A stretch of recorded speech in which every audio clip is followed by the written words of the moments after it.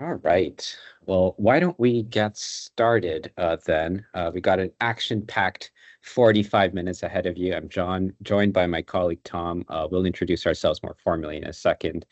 But if you're seeing this on the screen, you're in the right place. If not, I'm not sure what webinar you're in, but it's going to be a good one either way. Wanted to start because we're talking about strategy to talk about how do you find stock images for strategy? And just as we're preparing for this, couldn't help but share the one that we found over here of this little kid looking up this daunting staircase. And apparently this is what strategy represents. And today, obviously, Sponge, we are learning partners. We believe in learning excellence. And so today we're going to talk about strategy from a learning lens and obviously strategy from a sustainability lens and how they come together. But this was just almost a poetic way to talk about how strategy is top of mind for, well, a lot of us. And specifically from a learning angle, it is actually the number one thing tied to what we're trying to accomplish from a learning component, how we can align learning programs to business goals. But really wanted to start today with actually where you are with strategy and how emergent that is within your organization. So right off the top, if you don't mind, we're actually going to start with a quick survey question, a poll. Emma, if you don't mind putting it on screen, uh, have there been shifts in how your organization prioritizes sustainability in recent years?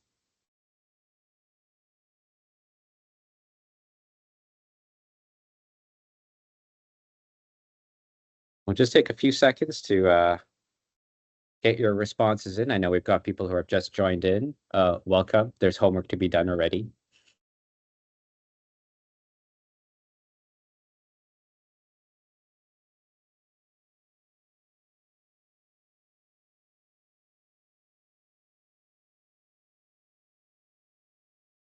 Give it a few more seconds for people who have just joined to read and catch up. And then I think I'll be happy to move us on if you like, Josh. Yeah, please go ahead. I think just from looking at those results, I think it's fair to say sustainability is quite clearly becoming increasingly important to strategy. And you've mentioned what does that look like through an L&D and sustainability lens. So sustainability leadership roles in particular in 2024, I think it's fair to say these have really kind of evolved dramatically. They now include things like reputation management, storytelling, shaping in the company-wide strategy. So we're entirely in agreement, but there's no doubt that this is a priority for you. And aligned with the responses we've kind of just seen there, we're seeing similar figures from across the sector. So the first one we've got here is out of the most pressing issues demanding focus at the moment. You can see climate change is actually at number 2. So that's ahead of innovation. That's ahead of talent and supply chain issues. So it's really firmly on people's minds at the moment. And then with that, we've got the second one, which is almost 100% of people think it will impact their strategy at some point. So we're just 3% saying it's not going to impact it or have little impact on that. If there's impact on strategy, there's going to be impact on employees, and therefore we've got impact on L&D. And then finally, it takes us to the third one, and that's looking at kind of the investment into sustainability. 24% have had their budgets either remain exactly the same or go down, but that leaves this much bigger side. Almost 3/4 of businesses are increasing their investment into sustainability. So that's absolutely something we need to be part of. We need to be able to support all from that learning perspective. So looking at the title here of sustainability becoming increasingly important to strategy, is that actually sustainability has become a key strategy in recent years? Josh, back to you. And I think when you look at the intersection of how strategic importance is the thing that really unifies the lens of how we have our sustainability agenda and how we use learning to execute from it, there's almost a problem how we traditionally think about strategy, and certainly from a learning perspective. One is that it's often too detached from the everyday. The focus is on the output, the focus is on the courses, the programs to be created. Strategy can be a scary word, that capital S, big strategy, talking about ROI, talking about impact measurement. It can be at times too abstract, but also too intimidating. Sometimes we're also just waiting for permission to be more strategic. We just kind of jump towards, oh, well, it needs to be this and the output needs to be that. And we don't have the time, the energy, or the permission to actually be more strategic. And it's all about sustaining momentum, if you ask me personally, and we'll kind of touch on that theme throughout today. And then the very last one, then I think whether you're a learning professional or a sustainability leader, I think we can all relate to this last point over here is that you need to be more strategic. Strategy is a key part of our agenda, but we've also got our day-to-day to resolve. So clearly, we need to rethink what it means to be strategic in the reality of our everyday. And today is really about talking about how we can be strategic, how we can build strategic momentum in the reality of what we're doing, in the work of what we're doing, so that strategy can feel less like this and more like something like this. What are we talking about? Well, we hope to spend the next little while talking you through it. But before we get there, just some quick introductions. You're joined today by Josh and Tom. I'm not going to speak on behalf of Tom because that's kind of weird, so I'll just talk about myself. I'm the Chief Creative and Learning Officer at Sponge Group. These are some of the roles I've had over my career. I'm not big into celebrity culture, but if there's one person that I would meet, it would be Lin-Manuel Miranda. If you've ever seen Hamilton, you definitely have to check it out if you haven't seen it before. This is a picture of the greatest meal I've ever had in my life. It was a ramen shop in Tokyo. It cost me less than, I want to say, 10 pounds. Still the best meal I've ever had in my life. And I'm part of an illustrious group of people that have actually in 12 days' time, a 2,500-day Duolingo learning streak. You want to talk to me about Duolingo afterwards? I'm all ears for it. Tom? Yeah, just a quick intro from me. I'm the practice lead at Sponge, so that means heading up our team of learning experience consultants. Great job, tackle some of our most interesting challenges. So the first thing from me on here is the programs of work that I'm kind of really proud to mention that we've designed some huge programs for. Next from me, a bit of a life experience. Been lucky enough to go to Glastonbury 3 times. Cannot recommend it enough. Life-changing. Third one, something I can't live without, which is unsurprising because of Glastonbury, is a soundtrack to everything. Work, walking, gym, washing up. Been doing my best to recommend stuff to Josh, but I don't know if he's uptaken many of them. And the last one is podcasts, and particularly Parenting Hell. So again, coincidentally, Josh and myself both became dads at the end of last year. So this is a really good one to listen to, hear what these guys are going through, and then compare notes with him. Wow, Tom, I think we have a lot in common with each other, actually. I'm pretty jealous about the Glastonbury thing, but I also know you're pretty jealous of my Duolingo streak. So Yeah. maybe we can swap lives at some point. But I would say the one thing that Tom and I both have in common is that we're both really passionate about, and that speaks through in our experience about how we can help organizations transform how they view learning as a catalyst for impact. And today, obviously, we're talking to a group of sustainability leaders for how we can actually find this great link between how we use learning to really make your sustainability agenda come alive. And when we talk about thinking strategically and helping that agenda come to life, I can't help but think about one of my favorite books in recent memory, James Clear's Atomic Habits. I'm sure some of you have read it. If not, another fantastic read for you. But there's something inspiring in here about the concept of 1% better every day. And we're so bogged down about the idea of trying to be more strategic, but not having the time, the energy, the faculties in order to be able to do it. And this idea of, well, if we just focus on 1% incremental improvement every day, it leads to powerful results. And so if we can have daily strategic habits, maybe we can get the results that we're looking for. So today is all about how we can elevate our strategic thinking, finding that intersection between learning programs and sustainability initiatives, and finding the strategic link between both, and doing so in a simple, accessible, and most importantly, a habitual kind of way. All right, we are out of the gate. Hopefully we're on time. I'm really bad with time, so Tom, you can keep me honest with it, but 35 minutes to leave you with more confidence in just thinking about your strategy, what you're trying to execute with, obviously the linkage of how learning can help make that come alive, a way to convert daily thinking into strategic framing. I'm a firm believer that strategy can be found in your everyday. That's what today is going to be about. We're also going to leave you with a simple framework you can use right now. Believe me, it is ultra simple. You will walk away thinking about it, remembering it as you go on for the rest of your week, hopefully much longer than that. And, this is a pretty jam-packed agenda. There's a lot to get through. And, Tom, we're giving a lot to the group over here. I actually think we should ask for something back. So as mentioned, we are new parents. So any advice you have for us, we're both first-time dads, please drop it in the chat for any of you who are parents or not parents. If you're dog parents, as an example, there's equivalencies to be there. Give us your best parenting advice, and maybe if we have some time, we can even go through some of it. Go ahead, Tom. Thanks, Josh. I'm going to start with, we know there's a huge ask on all of your plates. There's big statements around sustainability at the moment. The question from us is there momentum in that? And to start with, I just want to share a quote with you about sustainability leaders kind of all over the world and what they're trying to accomplish. And in 2023, sustainability leaders are expected to execute initiatives with extreme strategic focus, define their mission articulately and coherently in order to inspire both internal and external stakeholders, whilst initiating accountability. So, bit of a mouthful, but also I think it just highlights what a challenging role. If that's not enough, you've then got strategic pressure brings blockers.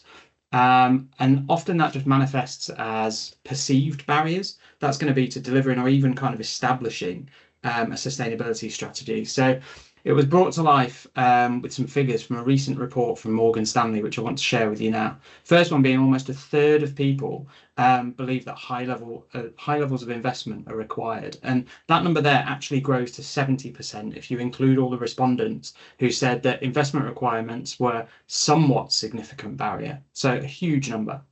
The second, over a quarter of people saying that they believe there's a conflict with the financial goals of the company.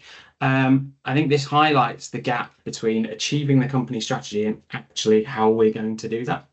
And then a third is a quarter of people highlighting the macroeconomic uncertainty. So this is one that can sway decisions. Unless we're clearly showing the value of our actions, this is going to be something that continues to impact us and becomes an increasing factor in kind of the work that we're doing. But each of these that I've shared with you here, each of these figures highlight the real kind of need for us to be clear and us to be really concise with our communication. So how can we overcome those barriers? How can we demonstrate that there's value in what we're doing? How can we demonstrate that we're tackling these strategic challenges head on? This is where Josh is going to take you through a 3E strategy equation. And I'm going to bring that to life with a client example where we've actually put that into practice. So no longer needs to be that kind of case of trying to do so much and then always losing that valuable momentum. Yeah, and you can see from this quote over here is, it's easy to get bogged down by this giant statement of I need to be strategic. I need to push the strategic agenda, especially while these things are working against us simultaneously. But the good news in all of that is you've actually been thinking strategically this entire time. And if you resonate with any of these questions over here, you are a strategic thinker. You have been thinking about your strategy of how you can make this come alive, the impact behind it.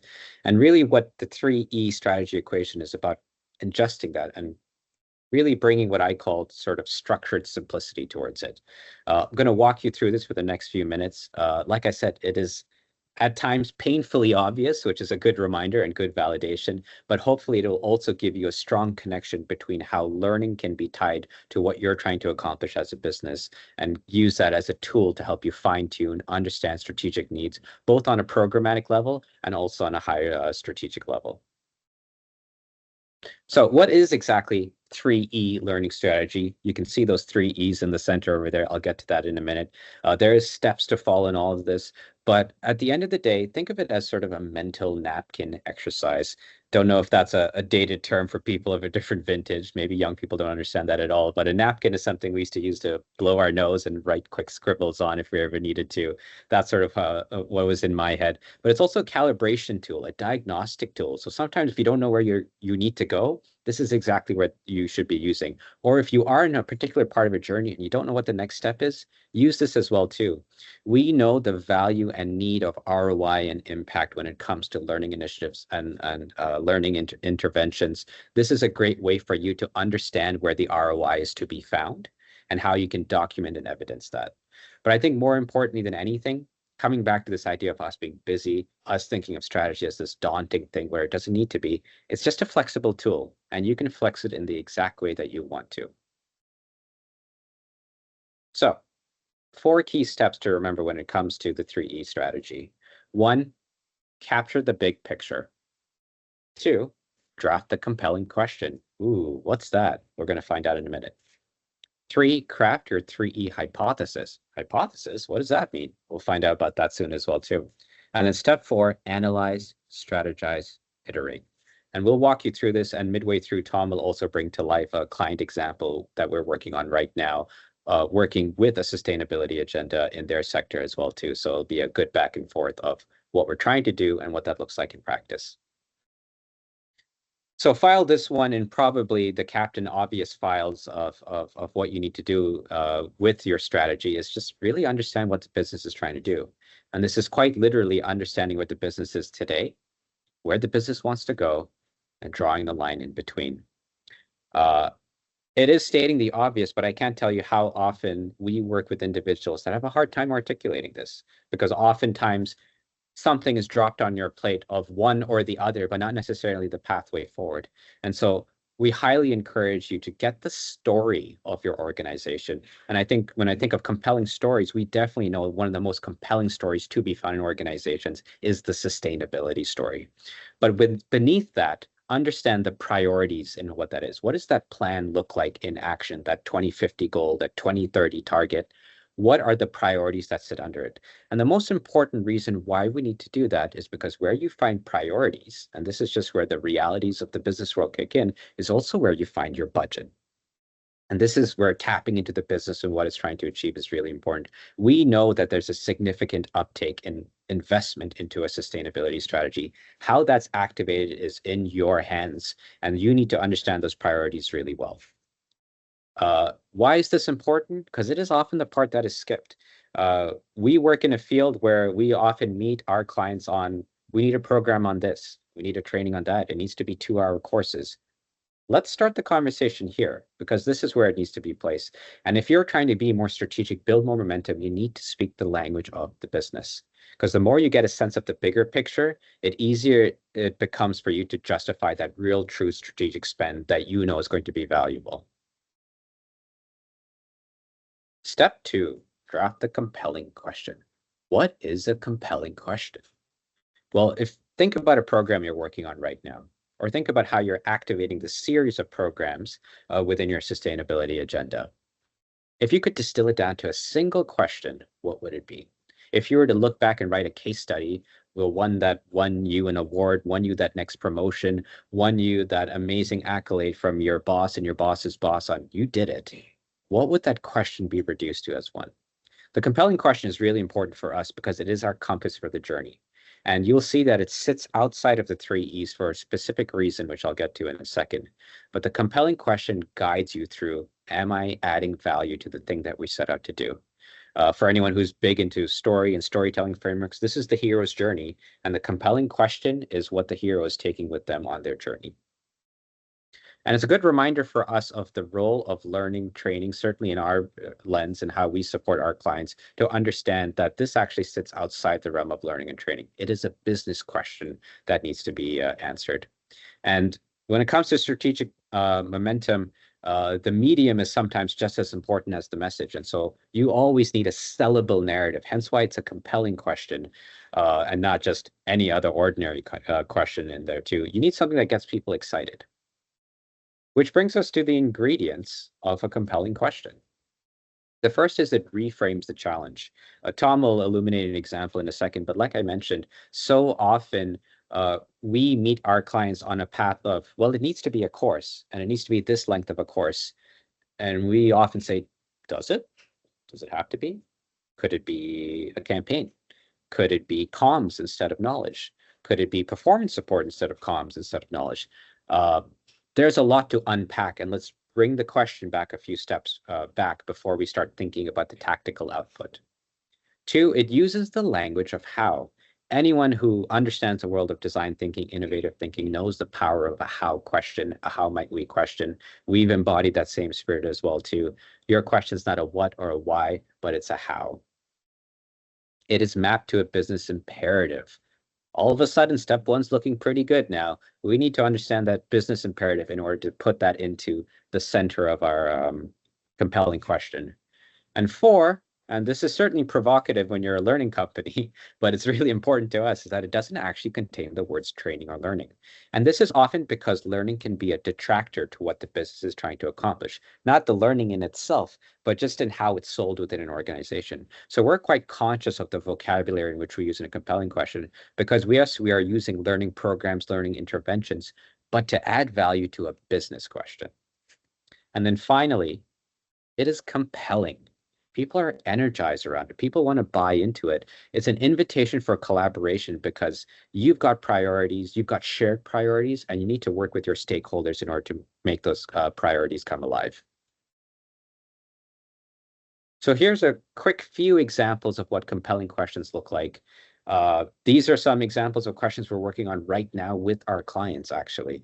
And I'm actually going to pass it on to Tom now, who's going to hone in on one specifically with a client in the pet care industry, working on their sustainability agenda and how we've been working with them. Thanks, Josh. Just before I go into that, I just want to introduce the second poll of the session. So if we can just take the time to go through this again, to what extent has your organisation been able to tangibly connect your learning actions with strategy?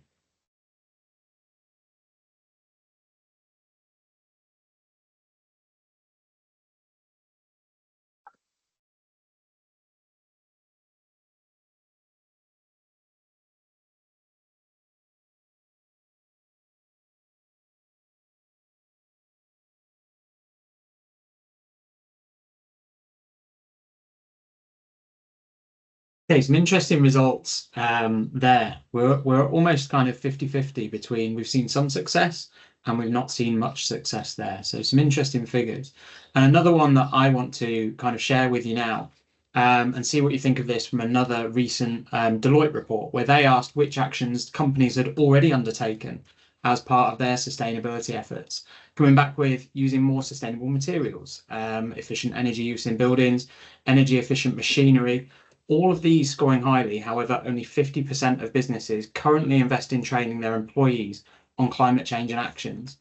So really interesting for us here. So how can we expect people to support and drive change within the business? So without awareness, without comms, without upskilling, if there's this lack of investment that sits within the business, we can see why these strategies are potentially failing. So we see all the plans for the business, but we really have to bring people on that journey. And interestingly, 2 of the top 5 obstacles that were called out again here in this report, too costly and a bigger focus on near-term business demands rather than the long-term demands. So some really interesting points that come out of that and kind of see that in the figures that come from that poll.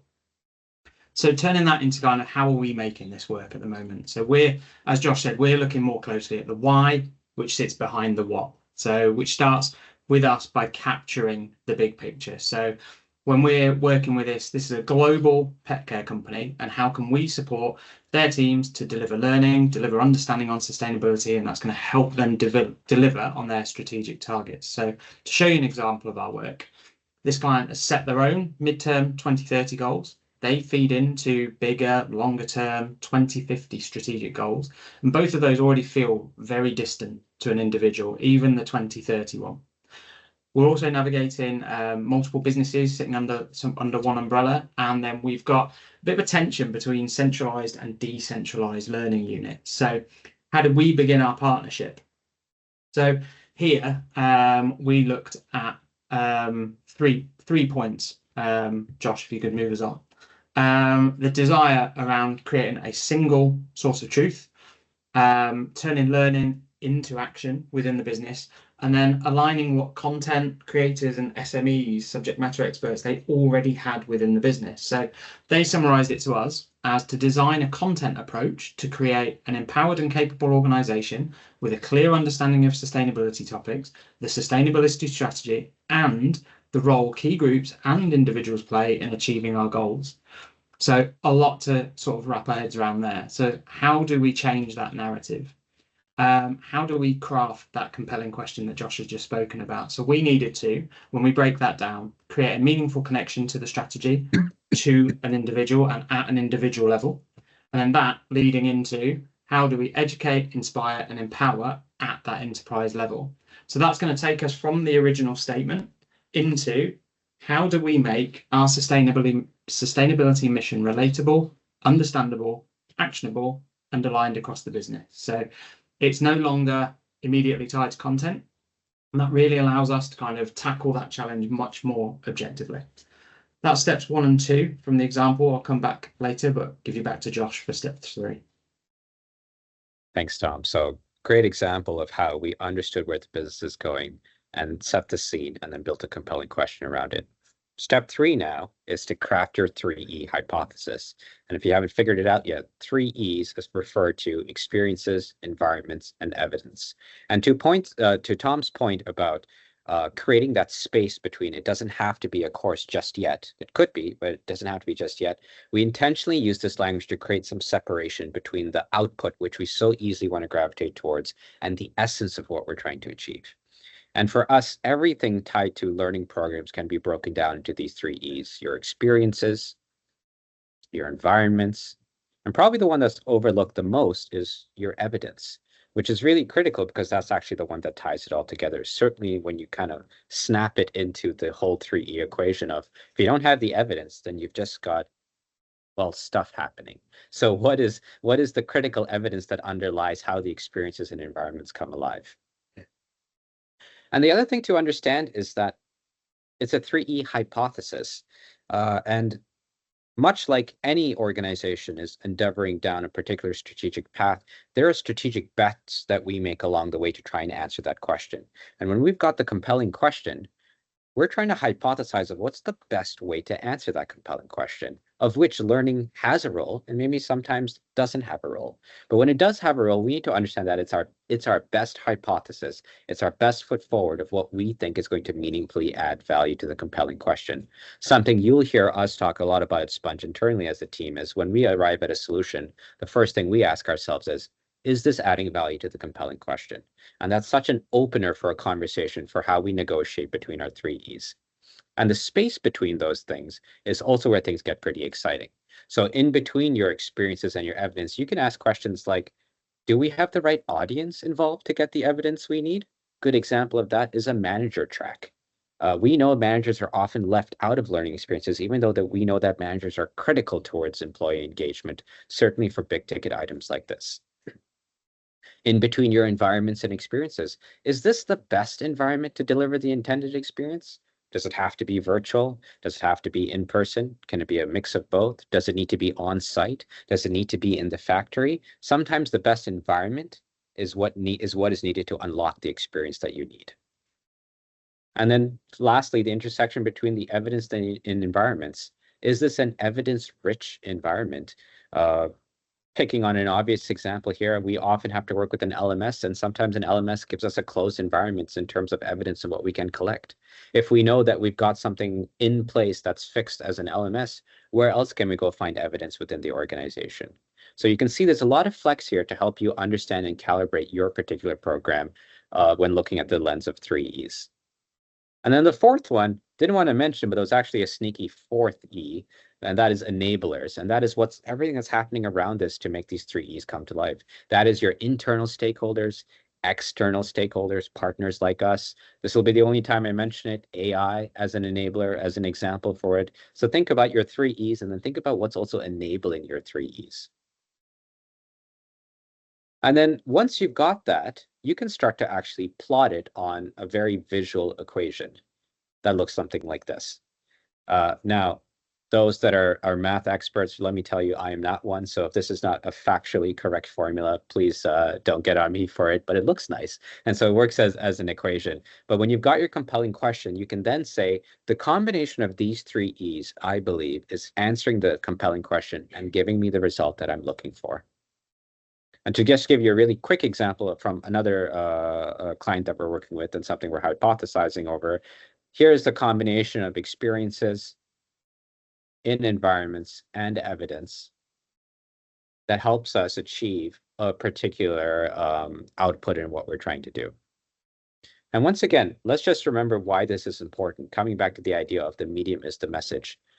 Oftentimes, it's hard and nuanced to explain the complexity of what you're trying to do when linking sustainability initiatives with learning initiatives and making that come together. When you have something highly visual like this as an example, you can just take this sort of one slider and it becomes highly shareable to your organization. You can take this to your boss. You can take this to that executive sponsorship that you're looking for and saying, this is what I'm trying to do. This is the question. This is what I'm trying to do. And there's the highly visual component of it that's really important. And also not only in terms of getting buy-in from your senior stakeholders, but also getting buy-in from your peers, because they are just as interested in elevating those metrics as you are. So it's a great way to also just bring everyone together on a single page to understand this is what we're really trying to do. And this gives you that strategic momentum that we've been talking about. Tom? So coming back to the challenge for sustainability leaders in the business, this is what I want to tie this back to. Really kind of ensuring that any sustainable practices aren't just theoretical concepts, but they actually can become concrete and actionable strategies. So what we want to share with you here is kind of a high level view of the framework that we've created for this client. And in this example, really want to tie it back to kind of some key points that picked up on for sustainability leaders. 4 points, one around visionary leadership. So how you're setting a clear vision that need to inspire employees and stakeholders and really kind of get across that compelling narrative. Why is sustainability essential for the business? This also ties into change management. It ties into cross-functional collaboration. So bridging departments, bridging teams, encouraging collaboration. The topic of sustainability is never going to be one department or one division's responsibility. It's going to be a collective effort. And then finally, monitoring and reporting. So how are we looking at the success of this?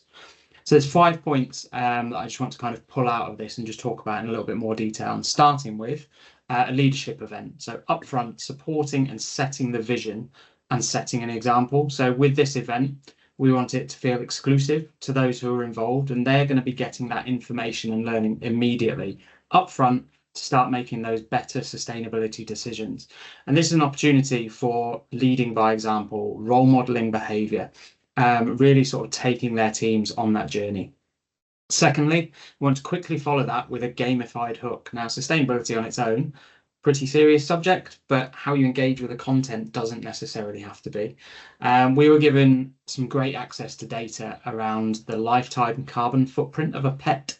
And straight away, that's a great opportunity for us to connect with learners and even those without pets by creating a short, tailored module. We're able to personalize it with names, personalize it with images, and then provide a report specifically for that person, for that learner, to highlight areas they might not have thought about before, which relate to the carbon footprint of their pet, how they transport their pet, what they buy for their pet.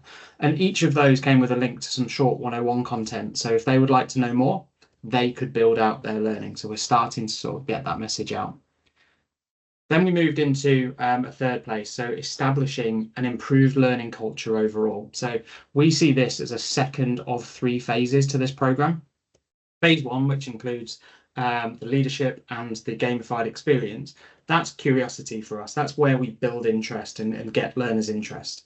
Phase 2, in moving into more of a conscious, so creating that kind of desire for them to want to engage more deeply with topics. And then phase 3 moves into contribute. So this is where we look at the organic growth and kind of the action within the business from the learning.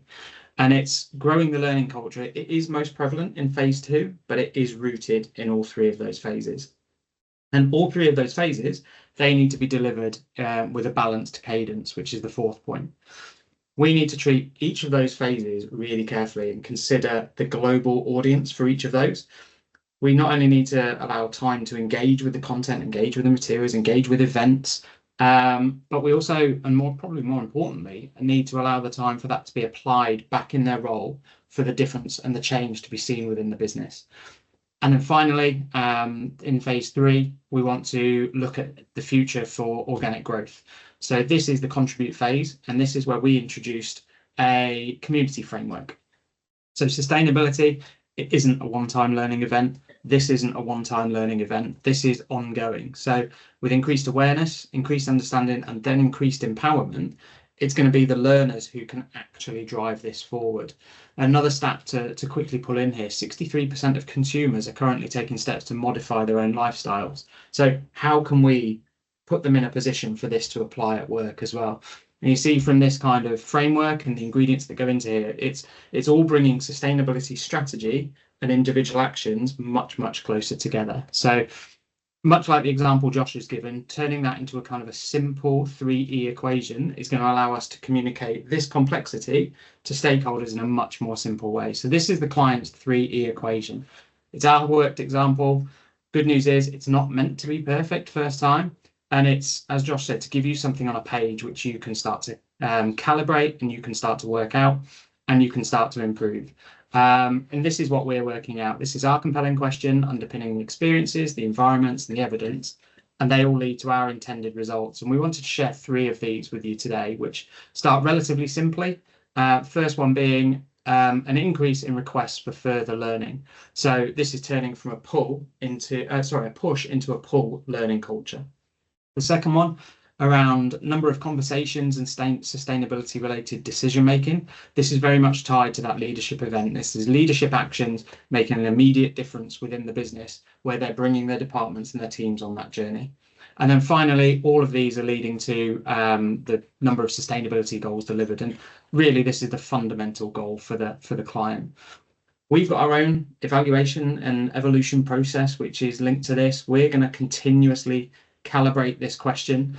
We'll tighten it, we'll hone it, and that happens as we move through our production phases until it all clicks into place. And it's when you've got something like this, and hopefully you can see from this client example, you can then kind of take a step back and all of a sudden you've got this one pager which you can take to your stakeholders, you can take to your leadership, and you can confidently communicate how your program is going to positively impact your strategy. Great, thanks, Tom. And when you can do that with one, then you start to get the emergence of, well, essentially looking back at all of the different programs and all the different learning interventions. And that's essentially strategy. And that's really what we really wanted to communicate today, is that there's a way and a lens to look at achieving strategic momentum while you're still working on the programs that you know that you need to work on as well too. But the exciting piece is that when you start to look at things in a singular level, so on a tactical level of, why is this question important? Do we have the right experience? Do we have the right technology? Do I have my team set up in the right way? Maybe there's a comms layer missing. While you're thinking about things on a programmatic level, as you're starting to see things together form, you can actually start thinking more strategically, such as, do we need a consistent data strategy across our programs? If your organization has a centralized learning function or a decentralized learning function, are things better to be centralized or are things better to be decentralized? Do you just need help getting the question right or understanding what great digital learning is to begin with, if that's a core part of your strategy?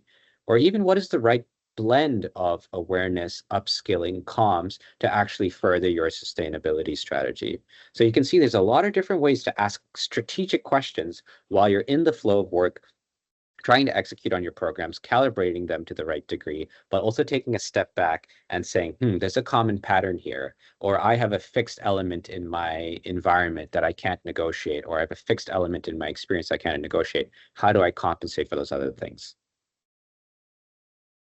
Strategy simplified, and I hope that's what we've been communicating today. I know we're running up a bit at time, so I just wanted to give you just a really quick overview of what we're doing, and maybe for those that can stay on, we can answer any questions that might have emerged as well too. But a reminder, once again, capture the big picture, draft the compelling question, craft your 3E hypothesis, and just continue to analyze, strategize, and iterate. And just some key takeaways over here. The first is strategic habits, and really understand your habits build strategic momentum. And really all you need is momentum. Invest in getting the question right. Anyone who reads up or is obsessed with the idea of innovation and innovative thinking knows that it's all about getting the question right. And we very much buy into that philosophy as well too. Be in constant negotiation of your 3Es. Think in terms of experiences, environments, and evidence. Don't presume it needs to be a learning output just because it's there. Calibrate those, negotiate those, because that's where you'll find success. Tom, for the last one, over to you. Yeah, the fourth one for me is just communication. Communicate with your project stakeholders. And I know it sounds really obvious, but the key is for that to be open and ongoing. I've used the term previously in the example of bring them on the journey. Once we've clearly articulated the value, we need to just keep doing that. So this ties into all three of Josh's: share the momentum you're building, the right questions need the right people, and 3E, feedback and collaboration, is absolutely key. Great. Thanks, Tom. I think we actually did this on time, which is a miracle in itself. Look at us. Maybe I can't see because I'm sharing my screen right now, but if there are any questions to be called out right now, if anyone has any.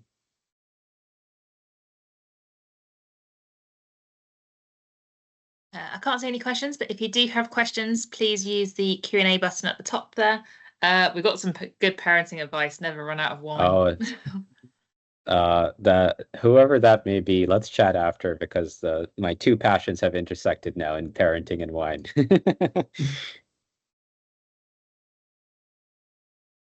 Thanks for all the parenting advice. Can't wait to read that a bit further. Obviously, this is being recorded, and we're happy to share with the presentation with you today.